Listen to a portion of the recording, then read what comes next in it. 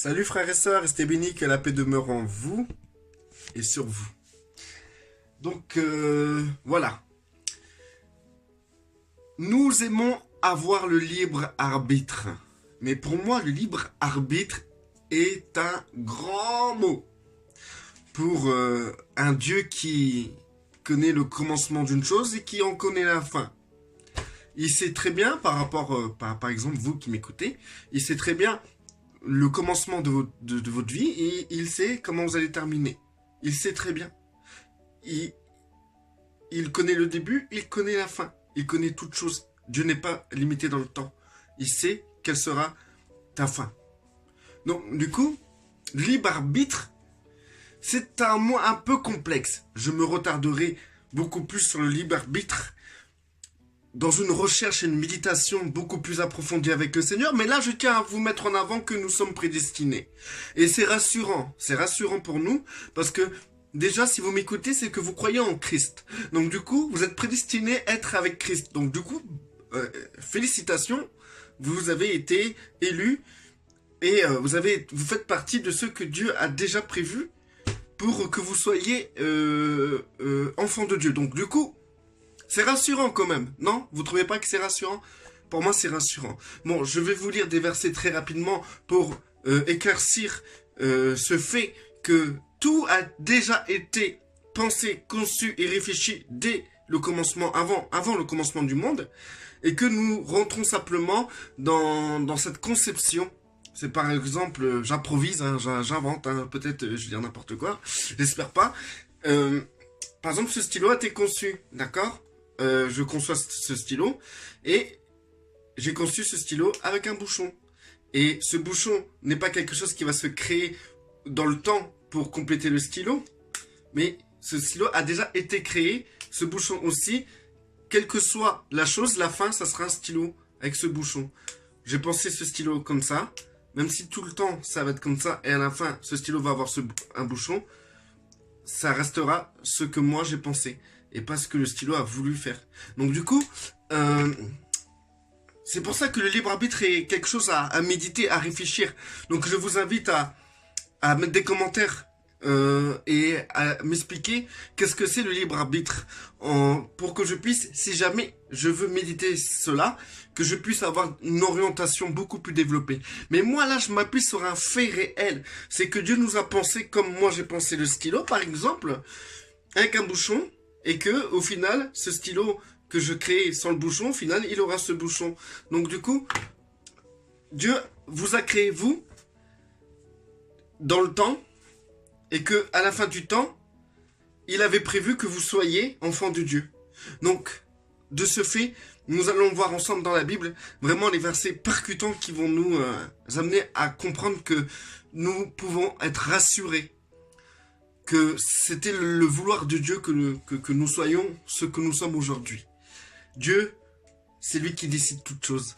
Il est vraiment parfait, notre Dieu.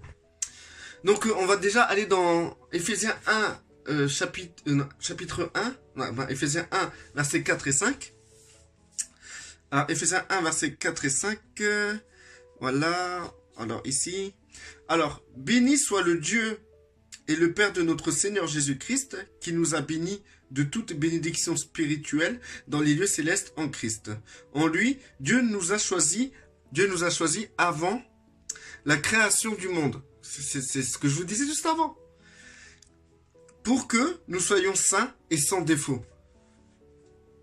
Dieu nous a choisis avant la fondation du monde. Pourquoi? Moi, j'ai inventé ce stylo avant la fondation du monde, et je veux qu'à la fin, ce stylo ait ce bouchon. Et ben en fait, il nous a choisis avant la fondation du monde pour que nous soyons saints et sans défaut.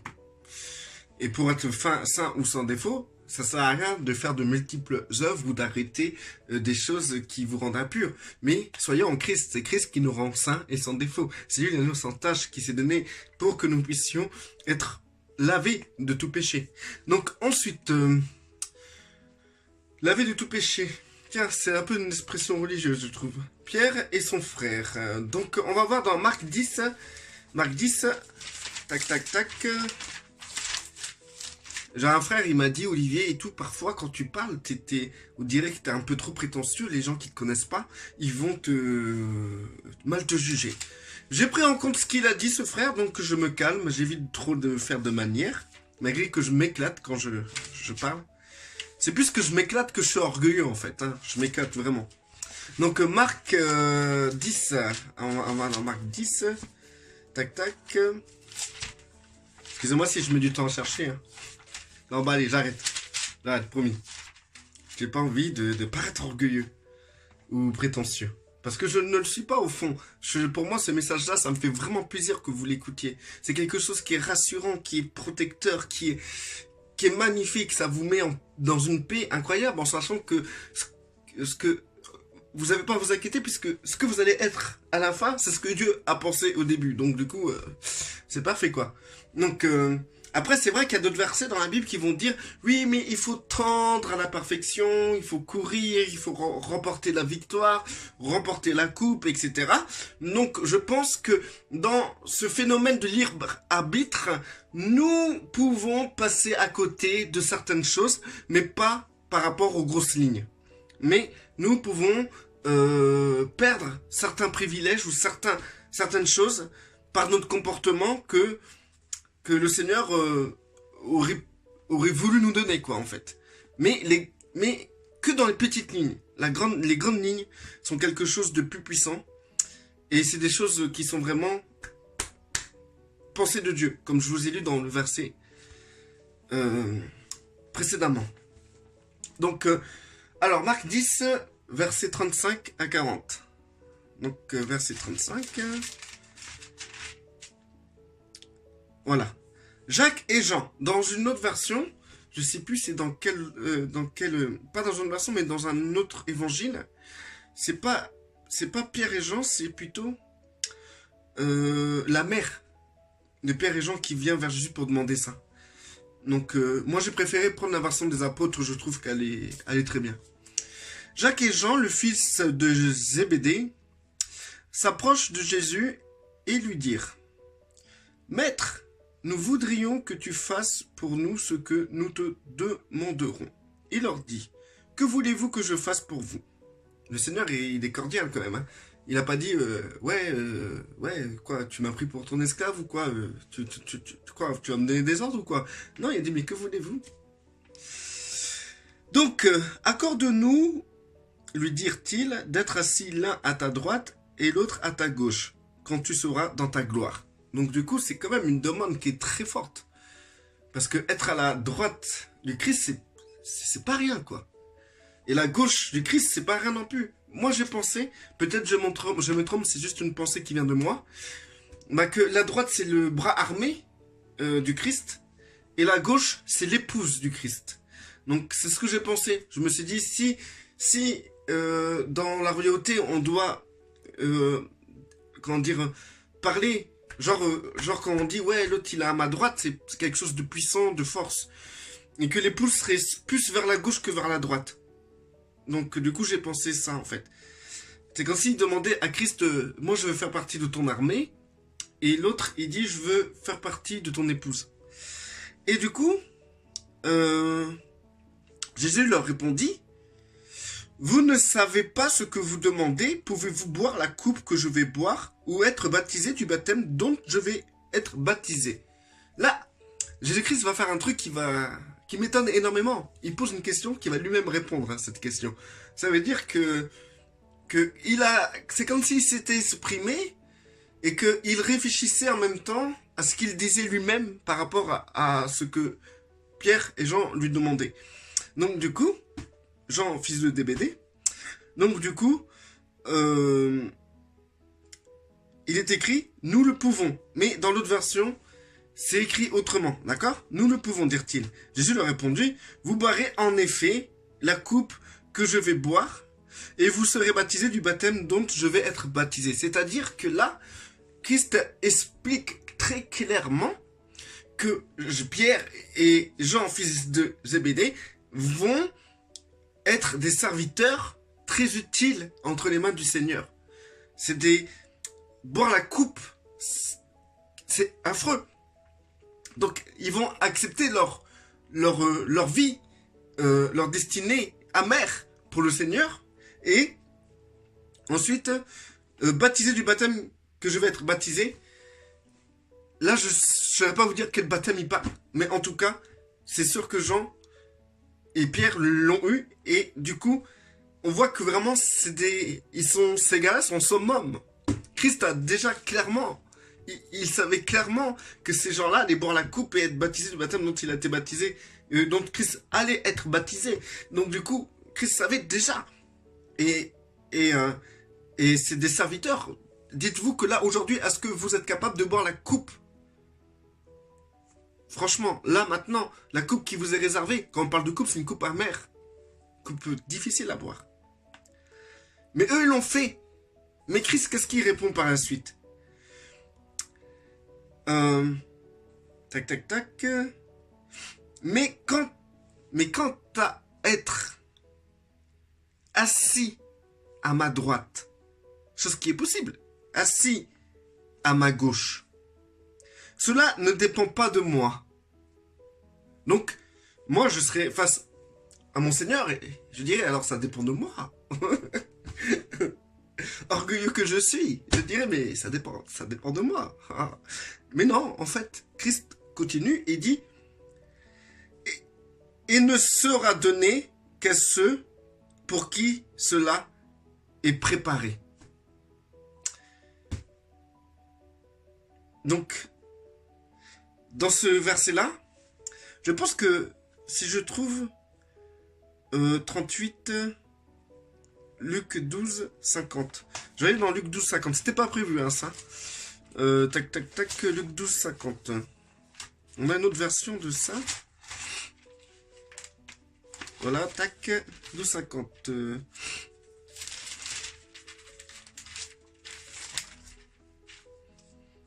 Tac, tac, voilà.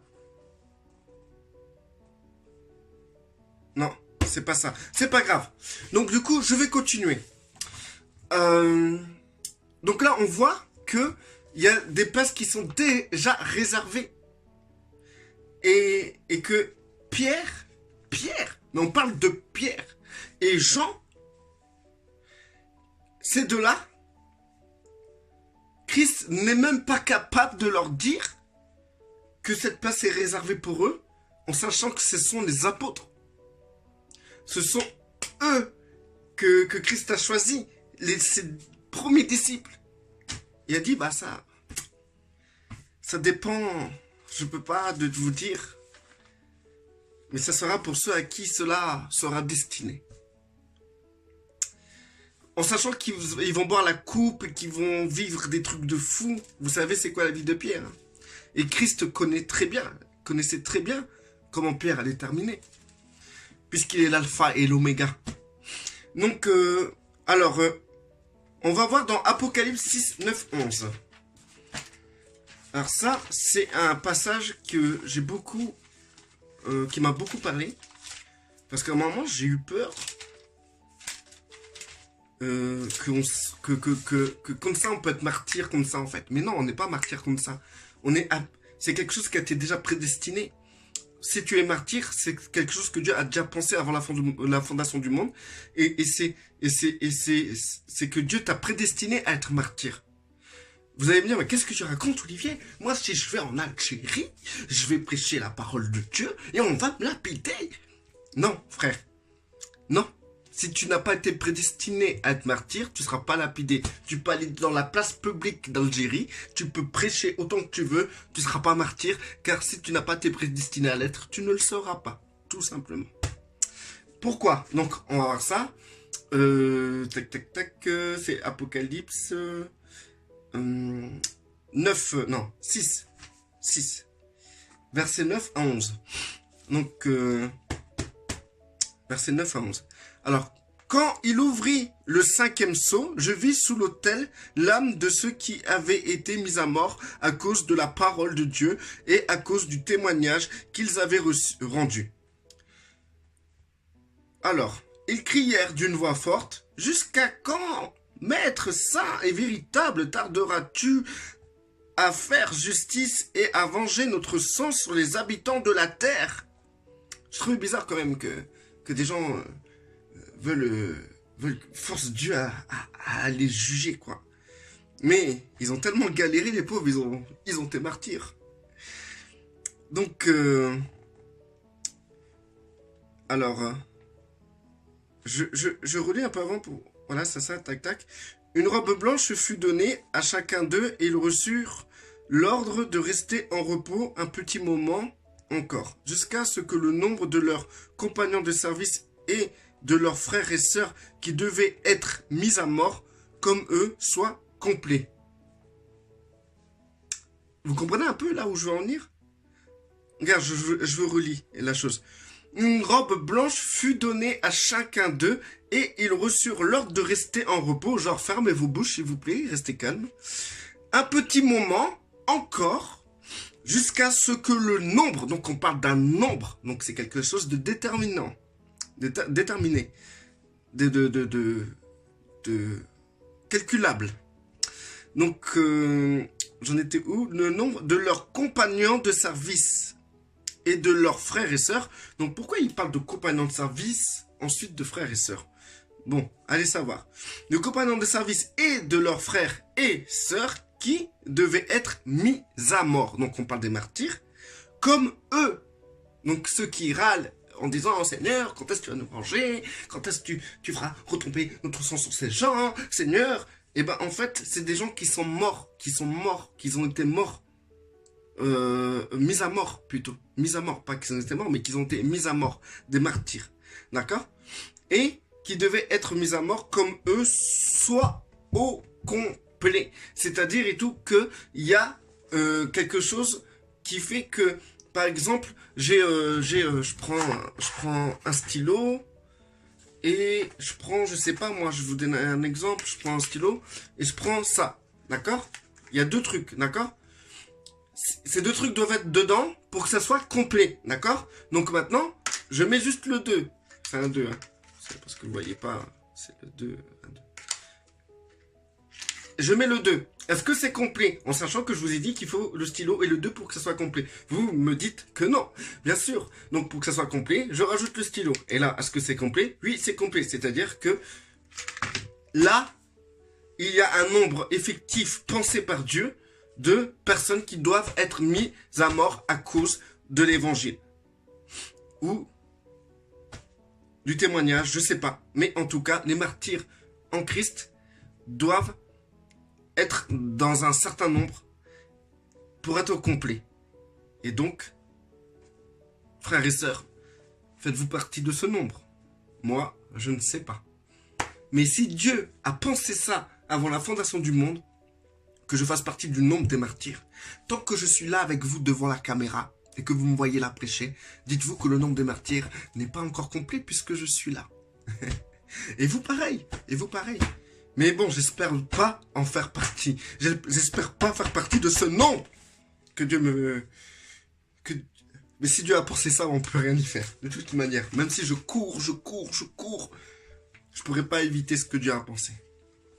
Donc, c'est-à-dire que, est-ce qu'il y a une personne qui peut se retirer de ce que Dieu a pensé pour que le nombre soit complet? Je ne sais pas, mais en tout cas, Dieu a pensé à un nombre et ce nombre doit être effectif. Donc, on va aller maintenant dans 1 Pierre. Je pense que c'est 1 Pierre 1, verset 9. Alors, tac, tac, tac. 1 Pierre. Tac. Voilà, j'y suis presque. Hein. Voilà, 1 Pierre, c'est 1 Pierre, j'avais dit quoi? 1 verset 9. Hein. Donc voilà, 1 verset 9. Non, je pense pas que c'est 1 verset 9. Attendez. 19 alors. 19. Je pense que c'est Pierre 19. Mais non, c'est pas Pierre 19, c'est impossible. C'est 1 verset 9 normalement. Bon, tant pis, hein, si je trouve pas, ça m'apprendra d'écrire ça à l'arrache. Que j'aurais pu être plus précis. Non. Tac, tac, tac. Non, c'est pas ça.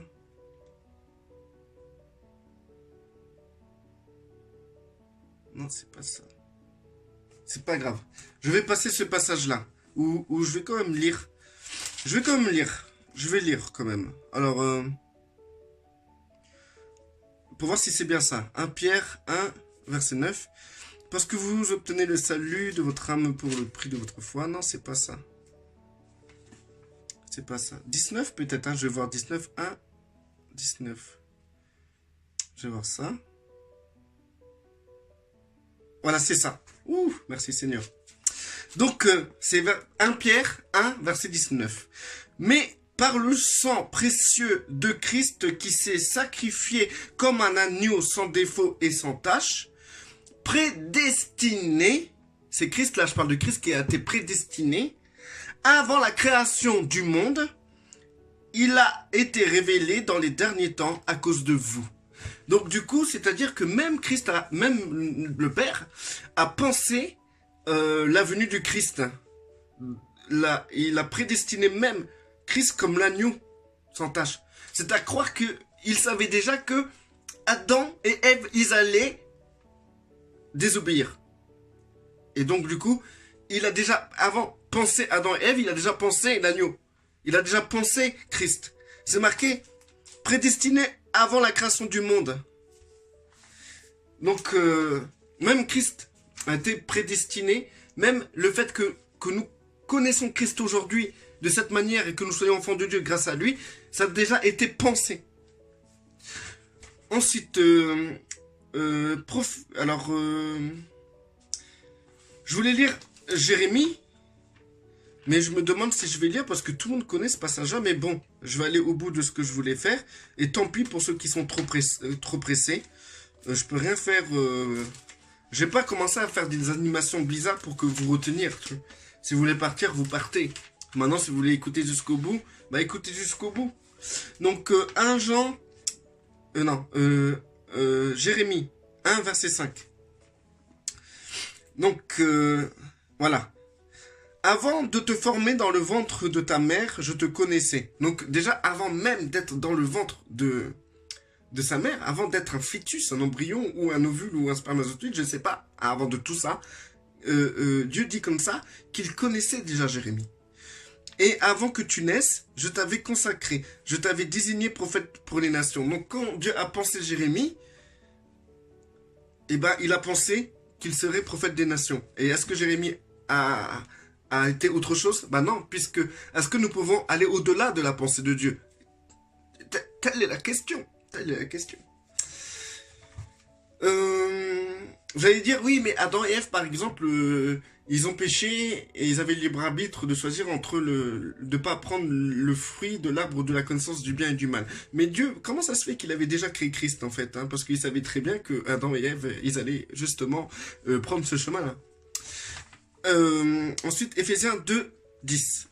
Donc, on revient dans le Nouveau Testament. Éphésiens. Donc, tac, je pense que c'est par là. Yes. Je deviens bon, là. Je deviens très bon en recherche biblique, là. Tu sais, je sors des versets, je cherche directement dans la Bible, je trouve les pages directes. Ça, c'est bien, ça. Donc, Éphésiens 2, 10. Tac, tac, tac. Voilà. En réalité, c'est lui qui nous a fait. Bah ouais, ça c'est clair. Nous avons été créés en Jésus-Christ pour des œuvres bonnes que Dieu a préparées d'avance, afin que nous les pratiquions. Donc c'est lui qui nous a fait. C'est lui qui nous a fait. C'est lui qui a pensé que nous serons enfants de Dieu, que nous allons rentrer en Christ pour être saints et sans tache, comme lui il est, et que nous allons pratiquer des œuvres. Mais les œuvres que nous allons pratiquer, il les a aussi pensées d'avance. C'est marqué. En réalité, c'est lui qui nous a fait. Nous avons été créés en Jésus-Christ pour des œuvres bonnes que Dieu a préparées d'avance, afin que nous les pratiquions. Qu'est-ce qu'il ne l'a pas fait? Qu'est-ce qu'il n'a pas fait, notre Père Céleste? Alors, Apocalypse 13, 8. Apocalypse. J'ai un dernier verset, il est magnifique. Donc, si vous arrivez jusqu'au bout, vous pourrez avoir ce dernier verset comme cadeau. Donc, Apocalypse 13, 8. C'est où Apocalypse? Non, je plaisante, c'est le dernier livre. Donc, Apocalypse 13, 8. Tac, tac, tac. Donc, voilà. Et tous les habitants de la terre, là il parle de la bête, tu vois, la bête qui va combattre contre les gens et qui va gagner contre les saints. Et donc là on parle de la bête là, d'accord? Donc, et tous les habitants de la terre l'adoreront. Tous ceux dont le nom n'a pas été inscrit dans le livre de vie de l'agneau, offert en sacrifice, et ce dès la création du monde. Ça veut dire quoi? Je vous le relis, je ne sais pas si vous avez compris, je vous le relis, j'ai peut-être été trop vite. Et tous les habitants de la terre l'adoreront, tous ceux dont le nom n'a pas été inscrit dans le livre de vie de l'agneau offert en sacrifice, et ce dès la création du monde. C'est-à-dire que Dieu même a pensé ceux qui vont adorer la bête. Dieu sait qui va adorer la bête. Et il y a le livre de vie, et dans ce livre de vie, il y a déjà les noms, puisque Dieu sait déjà que c'est même pas encore arrivé. C'est même pas encore arrivé. Et c'est marqué que dans ce livre de vie, il y a pas de nom. Et ceux qui n'ont pas ces noms-là, en ce temps-là, eh ben, ils vont adorer la bête. C'est ça, en gros. C'est-à-dire que Dieu sait ça. Il le sait déjà. 2 Thessaloniciens 2,13. Donc celui-là, je l'avais mis à côté parce que j'étais pas trop chaud pour le dire. Je sais pas pourquoi. On va le voir ça ensemble parce que c'est pas normal. Un verset doit se dire. On ne doit pas cacher les versets qu'on pense dire et que finalement on dit ah bah je vais pas le dire. Peut-être c'est un verset qui va me contredire. Je me prépare. Alors quant à nous frères, alors c'est 2 Thessaloniciens, hein, c'est ça? Ouais, 2,13. Donc 2,13. 2,13 c'est ça. Quant à nous frères et sœurs bien-aimés du Seigneur, nous devons constamment dire à Dieu toute notre reconnaissance. Non, je pense pas que c'est ça. Tac tac. 2 Thessaloniciens 2,13. Donc c'est bien ça. Bah voilà, c'est pour ça que j'avais mis de côté. Je pense.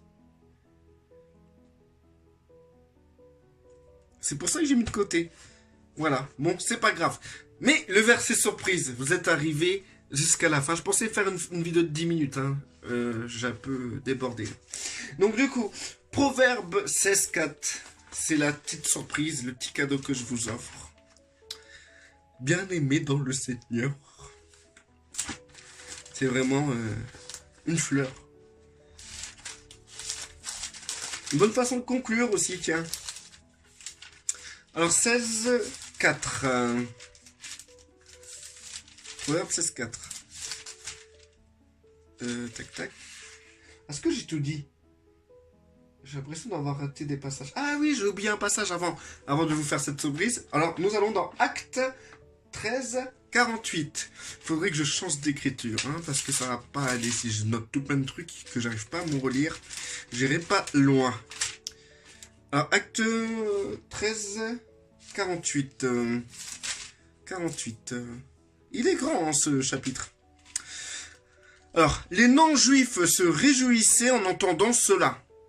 Ils célébraient la parole du Seigneur, et tous ceux qui étaient destinés à la vie éternelle crurent. Là, ça m'a choqué aussi. Je me suis dit, attendez, les gens se réjouissent de la parole, etc. Mais parmi les gens qui se réjouissent de la parole, il y a un reste qu'on dit, que c'est écrit, ou c'est écrit, qu'il y a un reste qui est destiné à être sauvé, à croire. Donc du coup, je vais vous relire. Les non-juifs se réjouissaient en entendant cela. Ils célébraient la parole du Seigneur, et tous ceux qui étaient destinés à la vie éternelle. Donc il y a des gens qui sont destinés à la vie éternelle. Dieu a pensé avant le commencement du monde, la fondation du monde, etc. qu'il y a des gens qui seront destinés à la vie éternelle. Donc tous ceux qui étaient destinés à la vie éternelle crurent. Donc automatiquement ceux qui d'un coup étaient que Dieu a pensé, que Dieu a dit que ces gens-là seront destinés à la vie éternelle. Dès qu'ils ont entendu la parole, c'est comme s'il y a une lampe qui s'allumait en eux et ils crurent. C'était choup. T'es destiné, comme certains sont destinés à être martyrs, toi t'es destiné à croire. Donc du coup, le verset surprise, Proverbe 16,4. J'espère que je ne me suis pas trompé en notant cela. Vous savez, je suis pas très fort en notes. Hein. Vous l'avez sûrement vu dans mes vidéos. 16,4. Proverbe 16,4. C'est long hein, quand même, hein, quand on doit prendre la Bible pour donner les versets. Moi, j'aurais pu vous expliquer ça sans prendre la Bible. Mais je trouve que c'est long quand même. Hein. Il faut vraiment être patient. Les vidéos, ils se multiplient en temps. C'est incroyable. 16, 4. Tac, tac, tac. 16, verset 4. J'ai du mal, hein. Voilà. L'Éternel a tout fait pour un but. Même le méchant pour le jour du malheur. Donc, il existe un jour du malheur et le Seigneur a spécialement façonné des gens dans son imagination, dans son imaginaire. Il a imaginé ça, tout ça. Il a créé des gens justement pour ce jour. Tiens, je vais créer un jour de malheur. Et tiens, je vais même créer des gens qui vont vivre ce jour du malheur. C'est un truc de fou quand même, hein. Tout ce dont le cœur, nanana. Bon, alors, l'Éternel a tout fait pour un but, même le méchant pour le jour du malheur. Donc même le méchant, il existe pour un but, le but que Dieu a pensé. Frères et sœurs, restez bénis et surtout, soyez rassurés. Vous êtes là où vous devez être. Et ne vous inquiétez pas pour votre salut. Si Dieu a pensé que vous soyez sauvés, vous serez sauvés. Faites-moi confiance. C'est comme ça. Ça se passe comme ça. Maintenant, c'est écrit. Mais ne passez pas à côté de certaines choses à cause de votre comportement que vous pouvez bénéficier comme récompense, ou etc., etc., etc. Restez bénis, frères et sœurs, mettez des commentaires si vous voulez rajouter quelque chose, me contredire, me casser, ou aussi, si vous trouvez que je m'égare, n'hésitez pas à le dire, et si vous trouvez que je m'égare pas, et que ça vous fait du bien que je prêche, ben, gloire à Dieu, et que le Seigneur en soit glorifié. Ciao!